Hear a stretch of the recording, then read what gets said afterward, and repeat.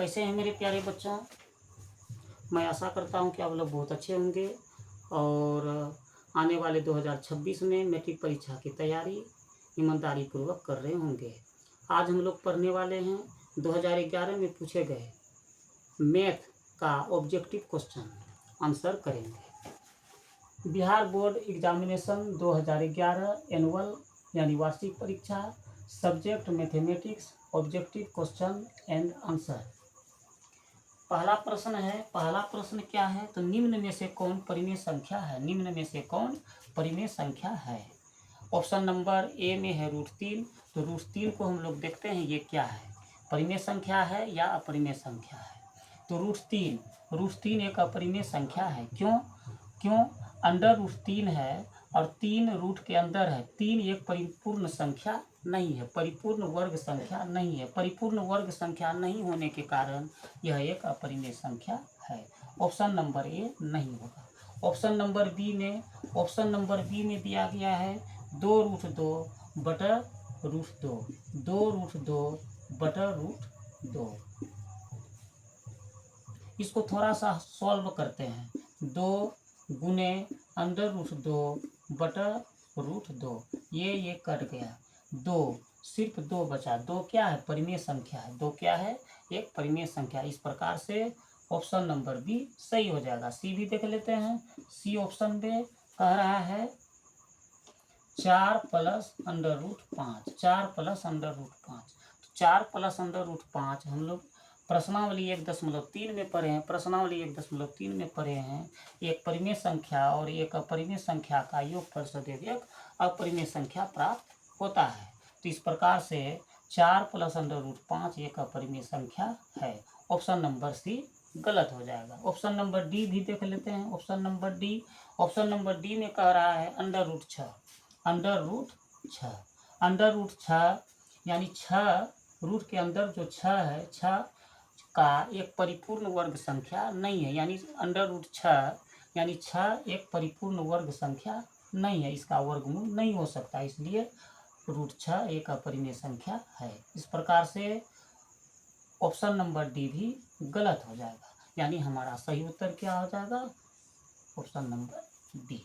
दूसरा क्वेश्चन है किसी धनात्मक पूर्णांक a तथा b के लिए a इंटू बी का मोसो इंटू a, b का लोसो निम्न में से किसके बराबर है? ऑप्शन नंबर ए नहीं होगा, ऑप्शन नंबर सी हो जाएगा। ऑप्शन नंबर सी इसका जो उत्तर होगा, इसका उत्तर हो जाएगा। आते हैं देखते हैं कौन सा उत्तर होता है। ऑप्शन नंबर सी कह रहा है a इंटू बी और यही सही है। कैसे? दो संख्या, एक संख्या a है और दूसरी संख्या b है। a का गुणनखंड करेंगे तो कितना हो जाएगा? a 1। b का गुणनखंड करेंगे, b से भाग लगाएंगे, b और 1। तो a और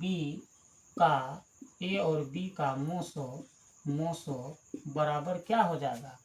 तो a इंटू 1, b इंटू 1, तो 1 हो जाएगा। दूसरी तरफ a और b का लोसो क्या हो जाएगा? तो a गुना b। और प्रश्न में कह रहा है कि दोनों का यानी मोसो गुना लोसो बराबर क्या होगा? तो मोसो गुना लोसो यानी a गुना b बराबर क्या? तो a गुना b हो जाएगा। Option number C. इस प्रकार से ऑप्शन नंबर सी सही हो गया। 3 नंबर प्रश्न है। 3 नंबर कह रहा है आप लोग इसको उतार दीजिए। 3 नंबर प्रश्न कह रहा है 3 नंबर है घात 1 वाला बहुपद कहलाता है। तो घात 1 वाला बहुपद कौन सा कहलाएगा? ऑप्शन नंबर 1 में है द्विघात बहुपद, बी नंबर में है त्रिघात बहुपद, सी नंबर में रैखिक बहुपद, डी नंबर में बहुपद नहीं। तो एक घात वाला बहुपद रैखिक बहुपद कहलाता है। रैखिक बहुपद क्या होगा हम लिख करके बताते हैं एग्जाम्पल के रूप में। x+1 रैखिक बहुपद है। ये क्या है? रैखिक बहुपद है। x+1 रैखिक बहुपद है। दूसरा एग्जाम्पल अगर ले लें तो x+y-4 रैखिक बहुपद है। क्यों? क्योंकि x पर घात 1 है। x पर घात 1 है। ऐसे तो y पर भी घात 1 है, लेकिन पहला घात यानी सबसे बड़ा घात क्या है? 1 है। इसलिए यह रैखिक बहुपद है। रैखिक बहुपद कहलाएगा। जैसे घात 1 वाला बहुपद कहलाता है कौन? ऑप्शन नंबर सी सही हो जाएगा। ऑप्शन नंबर सी आपका सही हो जाएगा। रैखिक बहुपद, रैखिक बहुपद, रैखिक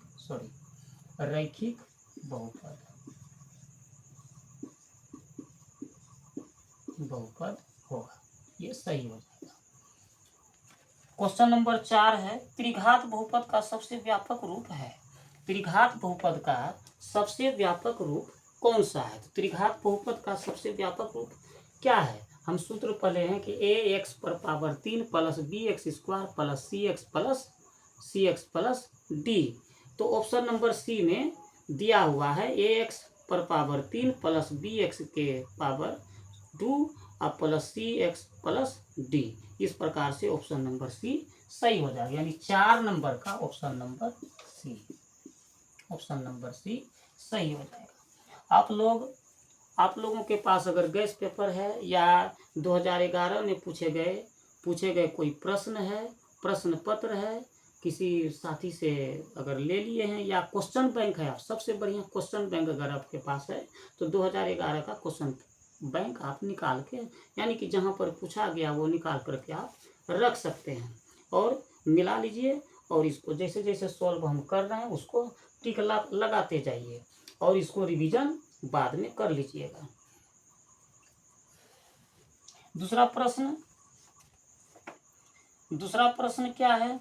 दूसरा प्रश्न है, यदि sin a बराबर 3/4 तो cos a का मान होगा। sin a बराबर 3/4 तो cos a का मान होगा। बहुत ही हल्का प्रश्न है। आते देखते हैं, इसको मिटा देते हैं, उतार लो सब। 5 नंबर प्रश्न हम लिख देते हैं थोड़ा। यदि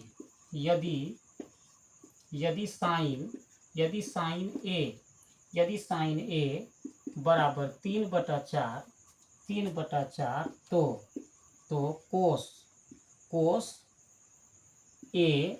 cos a का मान होगा।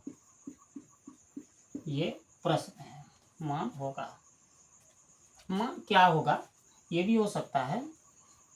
ऑप्शन नंबर ए है 4/3, बी में है √3/4। इसी प्रकार से ऑप्शन डी तक है। इसको हल कर लेते हैं। सबसे पहले हम चित्र बनाएंगे। सबसे पहले एक समकोण त्रिभुज का चित्र बनाएंगे। समकोण त्रिभुज का चित्र, ये हो जाएगा बी, ये हो गया ए और ये हो गया सी। साइन ए बराबर 3/4। तो साइन थीटा का मान क्या होता है? साइन थीटा यानी साइन ए बराबर होता है लंब बट कर्ण। तो लंब बट कर्ण साइन ए यानी ये, तो कर्ण लंब कौन हो जाएगा? यानी कि ए का सम्मुख भुजा कौन है? तो BC क्या हो गया? लंब हो गया। BC क्या हो गया? लंब हो गया। BC लंब, और कर्ण कौन हो जाएगा? तो AC। कर्ण क्या हो जाएगा? तो AC। यानी ये हो गया 3 और ये हो गया 4। समझ रहे हैं ना? अब इसको हम लिख सकते हैं 3/BC। कितना? 3 है तो 3/4। इस प्रकार से ये जो लंब है वो क्या हो गया? 3 हो गया, और कर्ण कितना हो गया? तो 4 हो गया। तो अब देखो, अब हम लोगों को क्या निकालना है? तो हम लोगों को निकालना है कोस ए का मान क्या होगा। तो कोस ए का मान क्या होगा? तो सबसे पहले इस त्रिभुज में ए बी यानी आधार नहीं है, आधार सबसे पहले निकालना होगा। तो आधार निकालने का सूत्र क्या होता है? तो आधार बराबर यानी कि ए बी बराबर क्या होता है? तो अंडर रूट कर्ण के स्क्वायर। कर्ण क्या है हमारा? AC के स्क्वायर माइनस लंब क्या है तो BC, BC के स्क्वायर, BC के square, under root AC, AC का मान कितना है 4, तो 4 के स्क्वायर माइनस BC का मान कितना 3, तो 3 के स्क्वायर, 3 के स्क्वायर सॉरी 3 के स्क्वायर, 4 चौके 16 माइनस 3 तिया 9, अंडर रूट 16 में 9 घटा तो 7, यानी AB का मान कितना हो गया 7। अब आते हैं, अब हमको क्या चाहिए कोस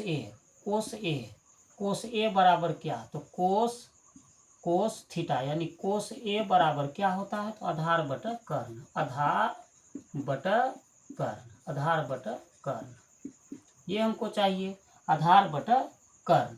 तो आधार बटा कर्ण, आधार क्या है तो आधार हमारा निकला हुआ अंडर रूट 7 बटा कर्ण कितना है तो 4, ये हो गया हमारा उत्तर, यही पूछा था कोस ए का मान क्या होगा, तो कोस ए का मान कितना हो गया अंडर रूट 7 बटा 4।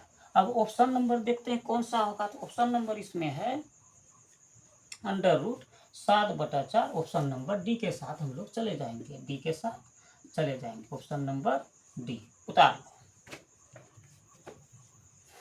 अब पेन पेपर ले करके बैठो,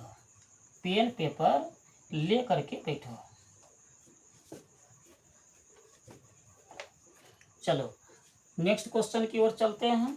नेक्स्ट क्वेश्चन है 10A बराबर होगा 10A बराबर होगा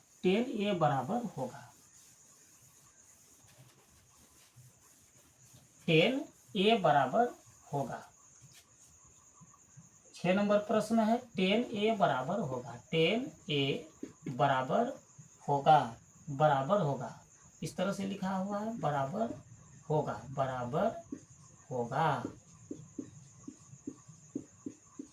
प्रश्न क्या है चलिए निकाल के देते हैं। ऑप्शन नंबर ए क्या है पहले देख लेते हैं, कोट 90 डिग्री माइनस ए, कोट 90 डिग्री माइनस ए। बी ऑप्शन में है सेक 90 डिग्री माइनस ए। सी नंबर ऑप्शन में cosec 90 degree minus 1। Option number D में क्या है कोस 90 डिग्री माइनस ए, ध्यान से देखो कोट 90 डिग्री माइनस ए तो 10A हो जाएगा, होगा ना, तो क्वेश्चन ऑप्शन नंबर ए सही हो जाएगा, ये सूत्र में हम लोग पढ़े हैं 10 को अगर कोट में बदलना हो तो 90 माइनस ए, ये ऑप्शन नंबर ए सही हो जाएगा। 7वां नंबर प्रश्न में है किसी बिंदु की x अक्ष से दूरी उस बिंदु का क्या कहलाती है, यानी कोटि कहलाती है। अगर मान लेते हैं इस तरह से चतुर्थांश हम लोग चतुर्थांश बनाते हैं तो 0 हो जाता है, यहाँ 1 2 3 4, इधर -1 -2 -3 -4, इस तरह से होता है, बढ़ते जाता है, इधर -1 -2 -3 -4 घटते जाता है, नीचे की ओर जाता है, घटते हुए जाता है, फिर ऊपर की ओर प्लस, यानी कि 1 +2 +3 +4 बढ़ते हुए जाता है। तो ये चतुर्थांश हो गया। चतुर्थांश में बोल रहा है कि किसी बिंदु की x अक्ष से दूरी उस बिंदु का क्या कहलाती है। मान लेते हैं x अक्ष से दूरी यहाँ मान लेते हैं कि 1 है, 1 से y की ओर जाएगा तो कहाँ जाएगा, x से कहाँ जाएगा तो y की ओर जाएगा, तो यानी कोटि की ओर जाएगा, तो इसका ऑप्शन नंबर क्या हो जाएगा सही, कोटि हो जाएगा। ऑप्शन नंबर बी, 7 के साथ हम जाएंगे ऑप्शन नंबर बी के साथ, हो गया। अगला प्रश्न निम्न में से कौन वृत्त का क्षेत्रफल का सूत्र है। तो बाबू वृत्त का ऑप्शन क्वेश्चन नंबर 8 में है वृत्त का क्षेत्रफल क्या होता है, तो वृत्त का क्षेत्रफल होता है पाई आर स्क्वायर।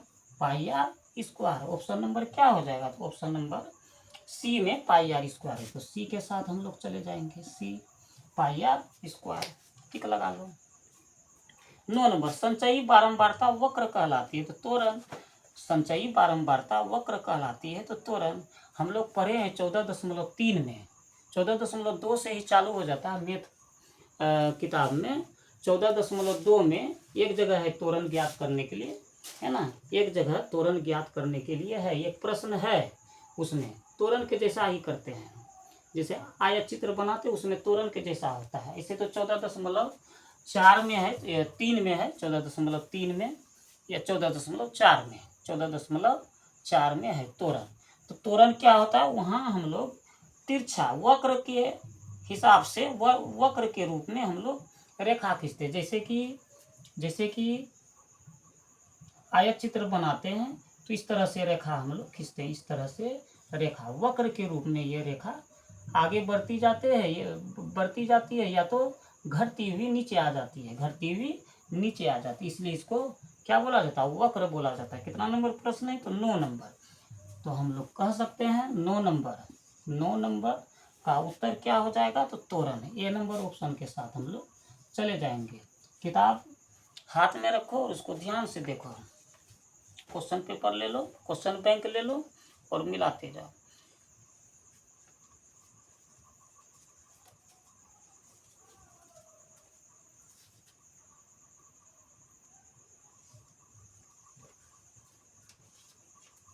अगला क्वेश्चन है 10, यूक्लिड विभाजन एल्गोरिथ्म दो धनात्मक पूर्णांकों के निम्न में से किसे प्रकलित करने की तकनीक है।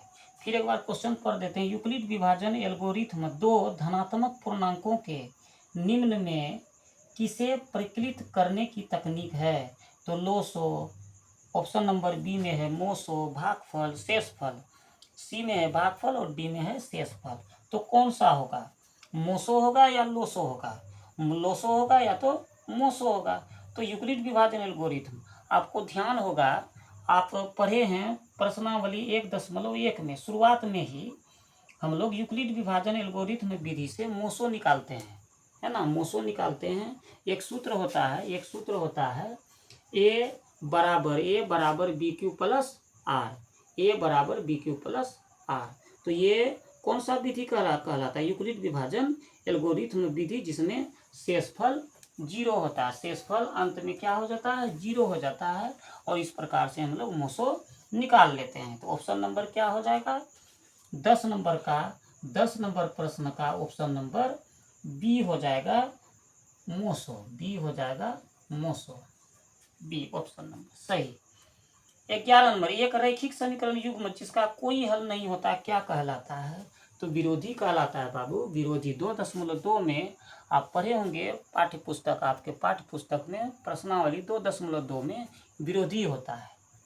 इसका ऑप्शन नंबर क्या हो जाएगा, 11। 11 का ऑप्शन में तो नहीं है, सीधा लिखा जाता है ना। तो विरोधी आप लोग लिख लीजिए, विरोधी हो जाएगा, विरोधी का चिन्ह इस प्रकार से होता है, क्रॉस वाला होता है। चलिए अगला प्रश्न है 1045 का मान ज्ञात कीजिए। तो 1045 का मान कितना होता है, 12 नंबर प्रश्न हो जाएगा, 12 नंबर प्रश्न का उत्तर हो जाएगा 1045 का मान 1 होता है। 1045 का मान यानी 10 थीटा यानी 1045 बराबर क्या, 1। तो 1 आप लिख सकते हैं। 13 नंबर प्रश्न है, 13 नंबर थोड़ा भारी है, भारी नहीं यानी आप लोगों को थोड़ा दिक्कत होगा समझने में, लेकिन हम आप लोगों को समझा देते हैं भली भांति तरीके से। आइए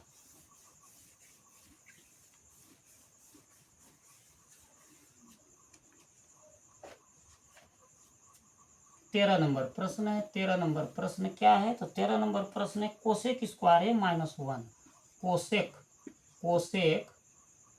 कोसेक स्क्वायर ए -1, कोसेक स्क्वायर ए -1 का मान ज्ञात कीजिए।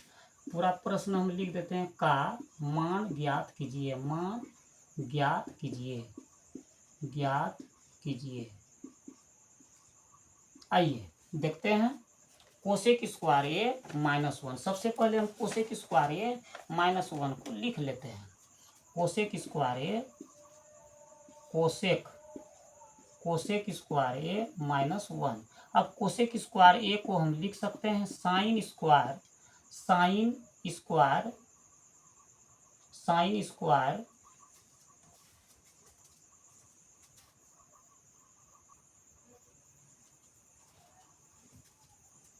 कोसेक स्क्वायर ए माइनस 1 को हम आराम से लिख सकते हैं एक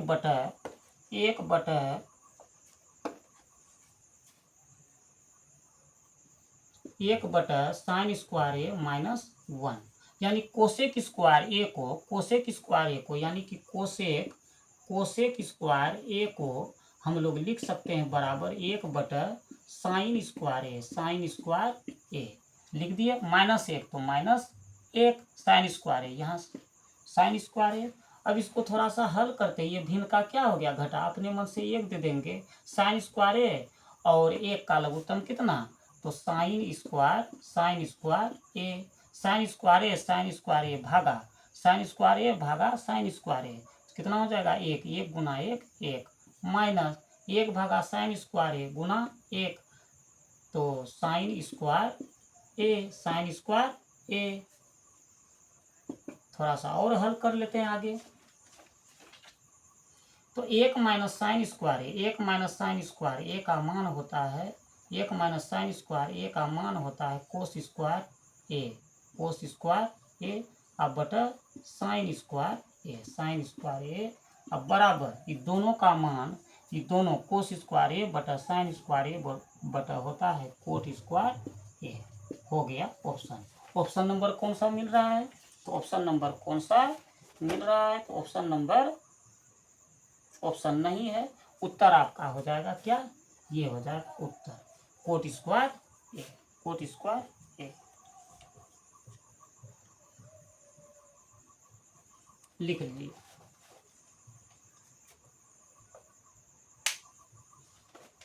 अगला प्रश्न है tan 26 डिग्री बटा कोट 64 डिग्री का मान ज्ञात कीजिए। आइए अगला प्रश्न है 14 नंबर। अगला प्रश्न कितना है 14 नंबर प्रश्न है 14 नंबर प्रश्न है tan 26 डिग्री बटा कोट 64 डिग्री। इसको हल करते हैं, हम लोग जानते हैं किस तरह से हल होगा। tan 26 को बदलो या तो कोट 64 को बदल दो, तो tan 26 को हम लोग लिख सकते हैं, tan 26 को लिख सकते हैं 90 degree minus 64 degree, 90 degree minus 64 degree बटा कोट, ये सेम रहेगा 64 डिग्री। अब इसको हम लिख सकते हैं, ये किस में बदल जाएगा, कोट में, तो कोट 64 डिग्री अब बटा कोट 64 डिग्री, दोनों कट जाएगा, कितना हो गया 1। आंसर क्या हो गया 1।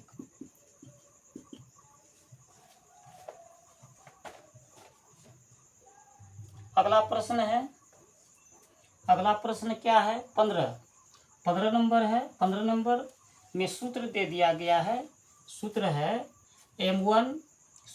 m1 into x2 plus m2 into x1 बटा m1 plus m2 comma m1 into y2 plus m2 into y1 बटा m1 प्लस m2 क्या कहलाती है, ये तो विभाजन सूत्र है। ये क्या है, विभाजन सूत्र है। ये क्या हो जाएगा, तो विभाजन सूत्र हो जाएगा। ये फ्रैक्शन फार्मूला है, ये फ्रैक्शन फार्मूला, इसको फ्रैक्शन फार्मूला कह सकते हैं, विभाजन सूत्र। 15 नंबर, तो 15 नंबर का उत्तर क्या हो जाएगा, विभाजन सूत्र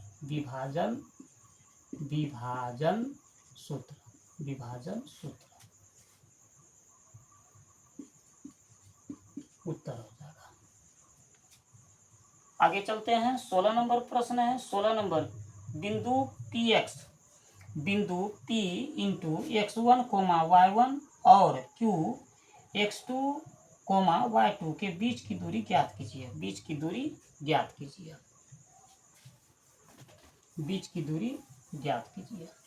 16 नंबर प्रश्न थोड़ा लिख देते, ज़्यादा समझ में आएगा।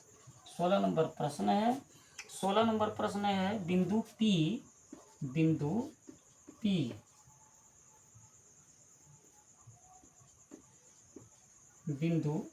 इंटू x1 कोमा y1 और q x2 कोमा y2 की बीच की दूरी क्या होगा, कि बीच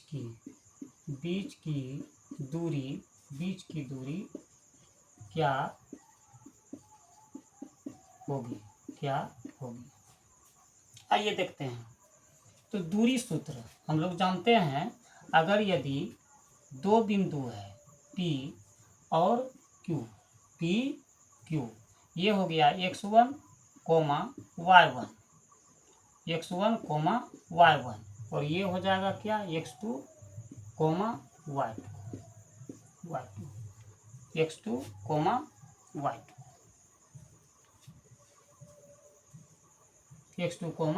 y2 तो दूरी सूत्र यहाँ से यहाँ तक का दूरी कितना है, तो दूरी सूत्र हम लोग जानते हैं। दूरी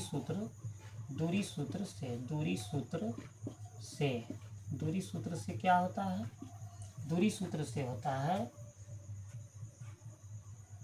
under root x2 minus x1 के square plus y2 minus y1 के होल स्क्वायर। तो मेरा उत्तर क्या हो जाएगा, तो ये हो जाएगा, ये हमारा उत्तर हो गया, इसी में बैठेगा। अगला 17 नंबर प्रश्न क्या है। 17 नंबर प्रश्न है दो त्रिभुज में संगत कोण बराबर है तथा संगत भुजाएं एक ही अनुपात में हो तो इन दो त्रिभुजों को क्या कहते हैं, समरूप बोलते हैं। क्या बोलते हैं, तो समरूप बोलते हैं। 17 नंबर का उत्तर क्या हो जाएगा, समरूप हो जाएगा। 17 नंबर का उत्तर समरूप त्रिभुज हो जाएगा, समरूप त्रिभुज हो गया उत्तर। 18 नंबर प्रश्न क्या है। 18 नंबर प्रश्न है एक समकोण त्रिभुज में कर्ण का वर्ग शेष दो भुजाओं के वर्गों के योग के बराबर होता है, इस प्रमेय को किसने प्रतिपादित किया। एक समकोण त्रिभुज में कर्ण का वर्ग शेष दो भुजाओं के वर्गों के योग के बराबर होता है, इस प्रयोग को किसने प्रतिपादित किया। तो ये पाइथागोरस ने किया था। कौन सा वैज्ञानिक ने किया था, गणितज्ञ ने किया था, सॉरी गणितज्ञ होगा, वैज्ञानिक नहीं, गणितज्ञ थे पाइथागोरस। तो ये पाइथागोरस ने किए थे, पाइथागोरस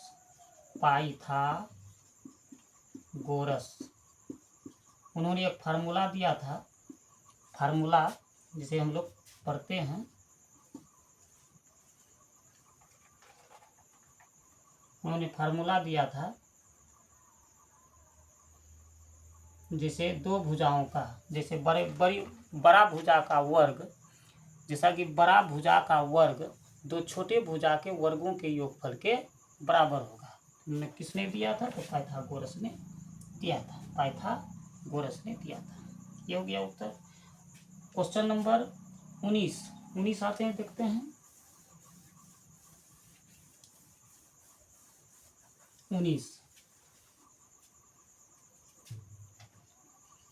19 प्रश्न है। 3.5 सेंटीमीटर त्रिज्या वाले अर्धगोले का वक्र पृष्ठ क्षेत्रफल ज्ञात कीजिए।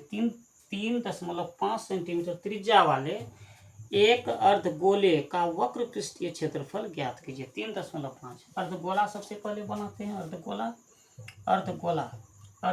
है, अर्धगोला इस तरह से होगा अर्धगोला। इसका त्रिज्या है कितना, त्रिज्या यानी r बराबर है कितना, 3.5 सेंटीमीटर, 3.5 सेंटीमीटर है। वक्र पृष्ठीय क्षेत्रफल ज्ञात करना है। वक्र पृष्ठीय क्षेत्रफल तो लिखेंगे, है ना, अर्धगोले का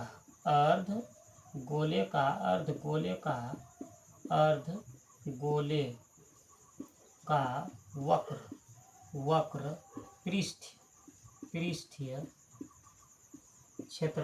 पृष्ठीय क्षेत्रफल बराबर क्या हो जाएगा, तो 2 पाई r स्क्वायर होता है। अर्धगोले का वक्र पृष्ठीय क्षेत्रफल कितना होता है? 2πr²।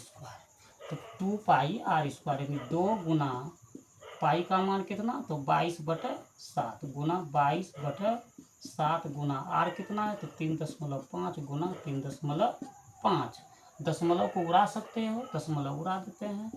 10 10 दशमलव खत्म। 7 पचे 35, 5 दूना 10, 5 दूना 10, 2 पंचे 10 और 5 सते 35 और 2 11 22, तो 11 सते 77 सेंटीमीटर स्क्वायर, 77 सेंटीमीटर स्क्वायर इसका उत्तर हो। लिख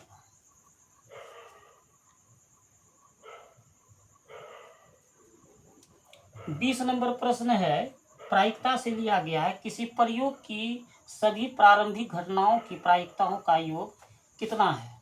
किसी प्रयोग की सभी प्रारंभिक घटनाओं की प्रायिकताओं का योग कितना है? 20 नंबर। तो 20 नंबर कहता है कि किसी प्रयोग की सभी प्रारंभिक घटनाओं की प्रायिकताओं का योग कितना है? तो उत्तर हो जाएगा इसका कितना? उत्तर हो जाएगा 1।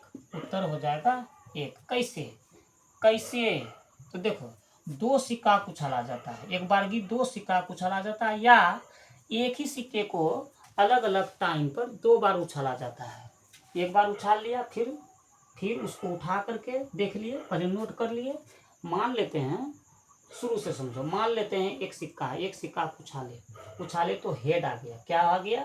हेड आ गया। फिर उस सिक्का को उठा लिए, इसको पहले नोट कर लिए कॉपी में कि हेड आया था। अभी जो सिक्का उछाला गया वो हेड आया था।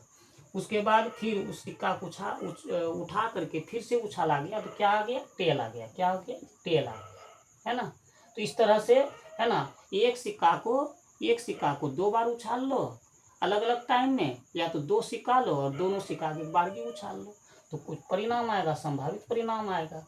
तो उसी प्रकार से मान लेते हैं कि एक सिक्का को 2 सिक्के को एक बारगी उछाला जाता है, एक बारगी उछाला जाता है। तो एक बार यानी कि हेड आने की प्रायिकता कितना होगा? 1/2। और टेल आने की प्रायिकता भी कितना होगा? 1/2। और ये दोनों परिणामों को अगर जोड़ेंगे तो कितना हो जाएगा? 1 हो जाएगा। तो कैसे? तो यहाँ देखो, 1/2 जोड़ 1/2, तो कितना हो जाएगा? 1/2 जोड़ 1/2, तो 2 और 2 का अलग उत्तम 2, 1 + 1 बराबर 2/2 1। उसी प्रकार एक पासा को अगर फेंका जाता है, एक पासा को अगर फेंका जाता है तो क्या क्या आता है? तो 1 2 3 संभावित परिणाम क्या क्या हो सकता है? 1 2 3 4 5 6। लेकिन 1 आने की प्रायिकता कितना होगा? 1/6। 2 आने की प्रायिकता क्या होगा? प्लस कर देते हैं, 1/6। 3 आने की प्रायिकता 1/6। 4 आने की प्रायिकता भी 1/6। 5 आने की प्रायिकता भी 1/5। और 6 आने की प्रायिकता भी 1/6।